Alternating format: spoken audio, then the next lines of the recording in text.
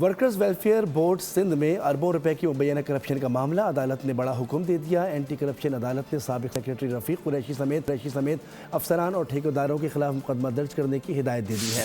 5 अरब रुपए के टेंडर में संगीन बेज़ाब्तगियों के इंकशाफात पर बड़ी कार्रवाई की गई। मजीद जानते हैं सीनियर इन्वेस्टिगेटिव रिपोर्टर इजहार सोमरो से। जी इजहार सोमरो, क्या मामला है, तफसील से बताइएगा। देखिए, हम आपको इंतहाई अहम खबर दे रहे हैं कि वर्कर्स वेलफेयर बोर्ड सिंध में अरबों रुपए की मुबैना करप्शन के हवाले से अदालत का बड़ा हुक्म सामने आ गया है। एंटी करप्शन अदालत ने साबिका सेक्रेटरी रफ़ीक कुरैशी समेत अफसरान और ठेकेदारों के खिलाफ मुकदमा दर्ज करने की हिदायत दे दी हैं।